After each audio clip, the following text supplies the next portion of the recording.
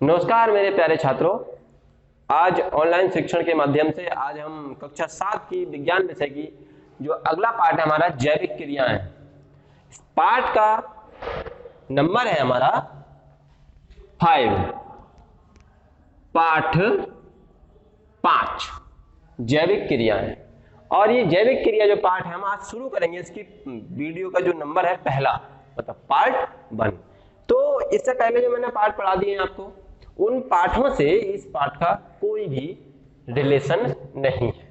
ये पार्ट जो है अपने आप में एक अलग है। मतलब यहां जो दिखाया गया है जैविक क्रियाएं, बड़ी अद्भुत नाम। अब इसका जैविक क्रियाओं का, ये जैविक क्रियाएं मनुष्य में भी होती हैं, दूसरे प्रकार से करेगा। और यहां जो जैविक क्रियाएं पढ़ेंगे हम पेड़ पौधों और जीवों में पढ़ेंगे। तो बच्चों बात करेंगे हम जैविक क्रियाएं। क्या है जैविक क्रियाएं? जैविक क्रियाएं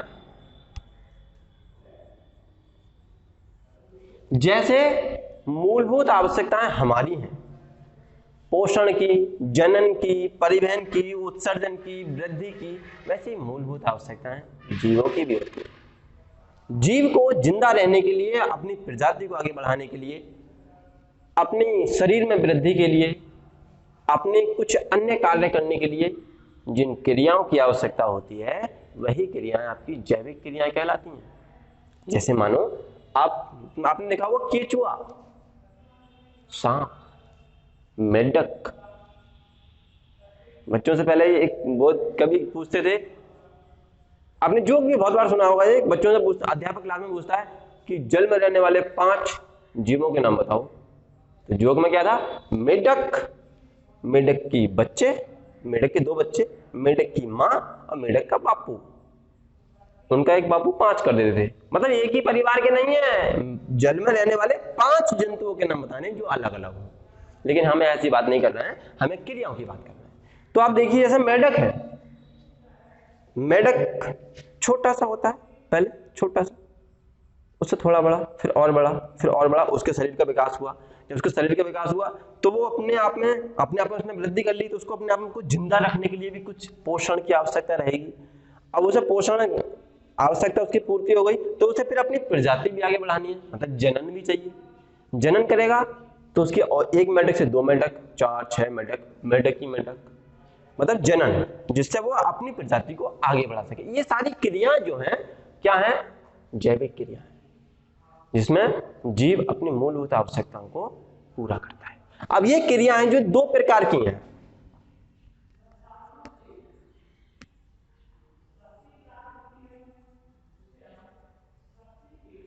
उपचय और अपचय। मतलब उपचय और अपचय, यहां 2 शब्द लिखे हुए हैं। देखो उपचय में क्या होता है और अपचय में क्या होता है। उपचय में जो है आपका जो क्रिया होगी, मतलब जो जटिल कार्य होते हैं, जटिल मतलब कठिन, उन कठिन कार्यों को किया जाएगा। जैसे जो पौधे हैं उनमें जो प्रकाश संश्लेषण है, प्रकाश संश्लेषण से अपना भोजन बनाते हैं, वो जटिल कार्य है। वो सूर्य ना निकला 1 महीने तो क्या करेंगे? तुमने देखा होगा सर्दियों में जब कोहरे का टाइम होता है तो सूर्य का आवागमन बंद हो जाता है कोहरे की उपस्थिति के कारण। तो कुछ पौधे जो है वो सूख जाते हैं क्योंकि उनको प्रकाश संश्लेषण द्वारा अपना भोजन बनाते हैं। वो जब प्रकाश संश्लेषण की उपस्थिति है ही नहीं, सूर्य निकल ही नहीं रहा है, तो वो अपना भोजन कहां से बनाएंगे? और जब अपना भोजन नहीं बना पाएंगे तो वो अपने आप को मृत घोषित कर देते हैं, यानी कि वो मर जाते हैं, तो वो सूख जाते हैं। दूसरी इसमें ये क्रिया और होती है आपकी, मतलब जंतुओं में जो प्रोटीन की आवश्यकता होती है, जो प्रोटीन जो मिलता है उनको, ये भी एक जटिल कार्य है, जटिल कठिन है। तो ये जो क्रिया है दोनों, ये आपकी उपचय में कहलाती होती हैं। और दूसरा है अपचय, जिसमें जो जटिल कार्य होते हैं अपचय में, वो जो उनको अणुओं में तोड़ दिया जाता है, अणुओं में तोड़कर उनको, मतलब जो बड़े बड़े कार्य थे उनको मतलब छोटे छोटे भागों में कर दिया। ऐसा मान लीजिए पोषण है, पोषण, अब उसे किसी कोई चीज खिलानी है, साहब अपने आप ही मान लीजिए कि लो ये है कद्दू, कद्दू 5 किलो का खा लो। पूरा कद्दू थोड़ा ना खा सकते हैं आप एक बार में, लौकी पूरी थोड़ा ना खा सकते हो आप। तरबूज ले आओ 10 किलो का, उसे नहीं खा सकते, उसको तोड़ोगे पहले आप, छोटे छोटे भागों में उसके पीस बांट लोगे, उसके बाद उसको आराम से खा लोगे। तो जो तोड़ने की जो क्रिया है वो अपचय में होती है। जैसे पोषण है, पाचन है और श्वसन है।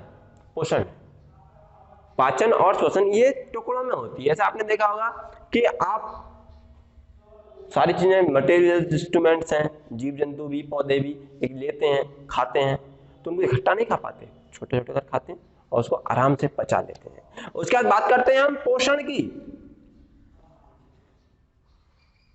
पोषण क्या चीज है? पोषण अपने आप में मतलब पोषण कहते क्या है? पोषण है क्या चीज? आपने देखा होगा, आपने सुना होगा भाई भरण पोषण के लिए हमें धन की आवश्यकता होती है, जिंदगी जीने के लिए हमें मकान की आवश्यकता होती है, इन सारी क्रियाओं को करने के लिए हमें पैसे की आवश्यकता होती है। मनुष्य की 3 आवश्यकता होती है, रोटी, कपड़ा और मकान। इन्हीं में उलझा रहता है। और कहते हैं, वैसे बड़े बुजुर्ग भी कहते हैं, लो भाई अब तुम बड़े हो गए, अब तुम्हारी शादी हो जाएगी। अब शादी की बात करके आती है नॉन तेल लकड़ियां। ये भी एक कहावत है, लेकिन ये वास्तविक कहावत है, ये जीवन पर निर्भर है और ये सत्य भी है, कटु सत्य है। क्योंकि कटु सत्य को आप सत्य से कभी मुंह नहीं मोड़ सकते। तो पोषण में आपके भरण पोषण की जो क्रिया है, आपके खाने की जो क्रिया है जिनसे आप जीवित रह पाओगे, वह सारी क्रियाएं पोषण में आती हैं, जिससे आप अपने जीवन को बढ़ाने के लिए ऊर्जा प्राप्त करते थे। जीव अपनी वृद्धि के लिए, अपने आप को जीवित रखने के लिए जिस ऊर्जा की आवश्यकता होती है, जहां से ऊर्जा उनको मिलती है, सारी क्रियाएं किसमें आती हैं? पोषण में। अब बात करते हैं हम पोषण। अब पोषण जो होता है वो खाने पीने की क्रिया। अब हम यहां पर जीवों की बात कर रहे हैं, तो जीव जो अपना पोषण करते हैं उसके भी सिस्टम है। कैसे कैसे करते हैं देखेंगे अभी हम 1 मिनट में। देखो बेटे, ये जो पोषण है जीवों में 3 प्रकार से होता है: शाकाहारी, मांसाहारी और सर्वाहारी। ये 3 क्रियाएं आपने अच्छी तरह से पढ़ी होंगी, शाकाहारी, मांसाहारी और सर्वाहारी जंतु। अब क्या जंतु लगा लो, हम मनुष्य की बात नहीं कर रहे हैं फिलहाल, तो जंतु की बात कर रहे हैं, तो जंतु और लगा लेंगे। अगर मनुष्य की करेंगे तब भी यही क्रिया होगी, क्योंकि मनुष्य भी जीवित है, मतलब क्या है, अपने आप में जनन कर सकता है, वृद्धि करता है, सारी चीजें होती हैं। वैसे ही जंतुओं में भी जान होती है। तो यहाँ पे जो बात कर रहे हैं हम वो सजीव चीजों की कर रहे हैं, निर्जीव चीजों की नहीं। शाकाहारी, मांसाहारी और सर्वाहारी, ये तीनों की जो बात करेंगे, जैसे शाकाहारी किसको कहते हैं? जो बिल्कुल शुद्ध वातावरण में रहते हैं, शुद्ध चीजें खाते हैं। जैसे जीव जंतु हैं जो बिल्कुल शाकाहारी कहलाते हैं, जैसे हिरण है, बकरी है, गाय है, भैंस का भी नाम ले सकते हैं इसमें हम, भैंस है, बकरी हो गई, हिरण हो गया, गाय हो गई, और देखो ऊंट भी इसमें ही होता है, घोड़ा है। ये सब क्या है? शाकाहारी है। तुमने कभी देखा होगा ये कभी मीट वीट नहीं खाते, कोई ऐसी चीज नहीं खाते, ये सिर्फ घास फूस ही खाते हैं। ठीक, जो चीजें सिर्फ मतलब जो जंतु शाकाहारी हैं वो कभी भी मांस नहीं खाएंगे, अन्य मटेरियल्स नहीं खाएंगे, ऐसी कोई चीज नहीं खाएंगे जो द्रव हो, वो सिर्फ घास खाएंगे, भूसा खाएंगे, ये सब शाकाहारी में आते हैं। अब बात करते हैं मांसाहारी की। मांसाहारी में क्या होता है ना, जैसे तुमने देखा होगा कि भाई ये तो बिल्कुल नरभक्षी हो गया है, बिल्कुल मांसाहारी हो गया है, रोटी से, दाल से और हरी सब्जियों से इसका तो बिल्कुल संबंध खत्म हो गया। ऐसे मनुष्य भी हैं दुनिया में जो सिर्फ मांस के ऊपर जिंदा हैं। ऐसे मोस्टली मनुष्य चीन में ही पाए जाएंगे, जो मेंढक से लेकर, सांप से लेकर मनुष्य को और बंदर, बिक्री, गेंडा वेंडा सबको ही खा जाते हैं। उन्हें हम रोटी कपड़े से मतलब कपड़ा तो पहनेंगे ही, जिंदा रहना उन्हें तो, और रोटी ही नहीं खाएंगे। वो सब ये चीजें खाकर अपने इंस्ट्रूमेंट से लेकर अपना जीवन यापन कर लेते हैं।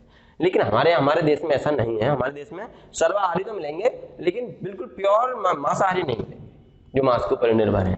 तो मांसाहारी की बात करेंगे, हम जंतुओं की बात करेंगे। मांसाहारी कौन कौन से होते हैं? जैसे शेर है आपका, बाज है। अब शेर की बहुत सारी प्रजाति होती हैं जो सिर्फ मांस खाते हैं। भेड़िया है, और भी बहुत सारे हैं। अब यहाँ शेर जो है और जो बाज है, ये दोनों के दोनों मांसाहारी हैं। यहाँ कौवा को नहीं ले सकते आप, कोए को नहीं ले सकते आप, क्योंकि कौवा जो रोटी का भी मौका देखता है, रोटी भी खा लेता है, मांस तो खा लेता है कहीं मिल जाए तो, लेकिन रोटी भी खा लेता है। चील को ले सकते हैं आप, चील रोटी नहीं खाएंगे। तो जो सिर्फ मांस खाएं, अपना जीवन यापन मांस खाकर ही करें, वो सब क्या कहलाते हैं आपके मांसाहारी। अब बात करेंगे हम थर्ड पार्ट की, सर्वाहारी की। सर्वाहारी क्या होते हैं? जो सर्वभक्षी होते हैं, जो रोटी भी खा लें और मांस भी खा लें, वो तो मनुष्य की बात हुई। अब बात करते हैं हम जंतुओं की। ऐसे जंतु जो सिर्फ मांस ही खाते हैं वो मांसाहारी कहलाते हैं, जो सिर्फ घास फूस खाते हैं वो आपके शाकाहारी कहलाते हैं, और जो दोनों चीजें खा लेते हैं वो सर्वाहारी कहलाते हैं। जैसे सबसे सुंदर सा उदाहरण है हमारा डॉगी, कुत्ता। कुत्ता जो है वो सर्वाहारी कहलाता है। दूसरा मनुष्य सर्वाहारी कहलाता है। तीसरा बिल्ली सर्वाहारी कहलाती है। एक कोए को भी ले सकते हैं, वो भी सर्वाहारी होता है। ये हमारी सारी चीजें हैं सर्वाहारी। अब हम नेक्स्ट बिंदु की बात करते हैं। तो प्यारे बच्चों, अब हम बात करेंगे श्वसन की। देखो ये श्वसन क्या है, श्वसन किसे कहते हैं? देखो सिंपली भाषा में अगर आप समझें तो श्वसन कहते हैं सांस लेने की क्रिया को। आपने कई बार देखा है कि आपसे और कह दे कोई कि जाओ बेटे दुकान पे से चीनी लेके आओ 5 किलो, और संभल के जाना, चीनी वाले क्या कुत्ता है, काट लेता है। आप पहुंच गए आराम से, 5 किलो चीनी ले ली, 50 किलो के आप हैं, 55 किलो वजन हो गया। अब सडनली मकान मालिक की, दुकान मालिक की नजर चूक गई, कुत्ता भाग जाता है और कुत्ता आपके पीछे भागने लगता है, भौंकने लगता है। तो आप भागते हैं, बड़ा जितनी आपके अंदर ताकत है और जितने ईश्वर के नाम आपको याद है, सब ईश्वरों के नाम लेते हैं, हे भगवान हमको बचा ले, आज के बाद बगल डंडे के में नहीं आऊंगा। तो जब आप घर पहुंचते हो तो आप देखते हो कि आपकी जो हार्ट बीट है वो 171 की जिस स्पीड से बॉल फेंकता था उससे भी ज्यादा तेज भाग रही होती है और सांस फूल जाती है। हाँ वो तो बिल्कुल ऐसे मर गए, बचाओ, पानी पिलाओ, ये लेट जाएंगे। क्यों? ये श्वसन प्रक्रिया है, इसी को हम कहते हैं श्वसन प्रक्रिया। इसी को अभी कई बार आपसे कह देते हैं, आप विद्यालय में आते हो, क्लास से बाहर टहल मार रहे हो, कोई कहते हैं प्रधानाचार्य आ रहे हैं, भागो, विकट भागते हो स्पीड से झट से अंदर क्लास में और जाके हाँफने लगते हो और प्रधानाचार्य पहुंच जाए। अब उन्हें क्या पता कौन कौन था, तो कैसे पकड़ लेते हैं आपको? जिसकी सांस तेज तेज आ रही है, जो मतलब हाँफ रहा है, खड़ा हो जाए बेटे तू भाग के आया, खड़ा हो जाए बेटे तू भाग के आया, अब उनकी ठुकाई हो जाएगी। तो ये प्रक्रिया सब आपकी क्या है? श्वसन। अब श्वसन लेने की प्रक्रिया में आपका कार्य क्या है? देखो आप ऑक्सीजन लेते हो, कार्बन डाइऑक्साइड को छोड़ते हो, ऑक्सीजन को ग्रहण करते हो, O2 को ग्रहण करेंगे और कार्बन डाइऑक्साइड CO2 को आप छोड़ देंगे, यानी कि O2 आप अंदर और CO2 आप बाहर। इस पूरे भौतिकवादी संसार में यहां रहने के लिए आपको जिन गैसों की आवश्यकता होती है उनमें पूरे इस मंडल में 2 गैसों की क्वांटिटी ज्यादा है। जैसे ऑक्सीजन जो है वो आपकी 21% पाई जाती है, ठीक। और अब जब नाइट्रोजन की बात करें तो नाइट्रोजन जो है वो आपकी 78% पाई जाती है। अब ये 78 और 21 कितना हुआ? यानी कि 99%। अब 1% में क्या बचा? 1% में दुनियादारी की गैस है, दुनियादारी की, उसमें CO2 भी है और भी बलाए गैसें हैं जिनको आप ग्रहण करते हैं। ये जो प्रक्रिया है सांस लेने की और सांस छोड़ने की, ये हमारी बॉडी में एक नाक नाम का इंस्ट्रूमेंट्स दे रखा है ईश्वर ने। ईश्वर ने जितने भी आपकी बॉडी में पार्ट्स दिए हैं सब सोच समझकर और ठीक तरीके से लगाएं। सपोज कीजिए आपकी नाक यहाँ से उठाकर कमर पर लगा दी जाती तो बड़ा विचित्र सा महसूस होता, लेकिन नाक जो है बिल्कुल जस्ट मुंह के ऊपर है। वो इसलिए क्योंकि नाक का कार्य कभी कभी हमारा मुंह भी कर लेता है। जब हमारे लिए तगड़ा वाला जुकाम हो जाए और सांस लेने की दिक्कत बहुत हो तो मुंह वह कार्य संभाल लेता है अपना, क्योंकि वो प्रिंसिपल है और वो वाइस प्रिंसिपल है। जब प्रिंसिपल अनुपस्थित है तो वाइस प्रिंसिपल उस कार्य को संभाल लेता है। तो हमारी सांस लेने की प्रक्रिया में मुंह और नाक दोनों कार्य करते हैं। आपने कई बार देखा है कि आप खाना खा रहे होते हैं तो खाना खाते वक्त आपको कभी कभी फंदा लग जाता है, नाक से तो खाते नहीं, मुंह से खाते हैं। तो फंदा लग जाता है तो अंदर जो इंस्ट्रूमेंट जो मटेरियल्स आपके गया था वो नाक के राह बाहर आ जाता है। क्यों? क्योंकि उन दोनों की जो पाइप है, जो नली है, वो जुड़ी हुई है बराबर बराबर में। तो वह कार्य है क्योंकि वो उसका बिल्कुल साथ ही है, तो वो वह कार्य एकदम झट से वो संभाल लेती है और फट से बाहर। तो ये प्रक्रिया जिसमें हम ऑक्सीजन को ग्रहण करते हैं और कार्बन डाइऑक्साइड को बाहर निकालते हैं, ये प्रक्रिया आपकी श्वसन कहलाती है। तो इस पार्ट में, वीडियो के फर्स्ट पार्ट में, इस चैप्टर में मैं आज आपको इतना ही पढ़ाऊंगा और इसके बाद का जो चैप्टर है वो मैं नेक्स्ट वीडियो में पढ़ाऊंगा। तब तक के लिए नमस्कार, गुड बाय।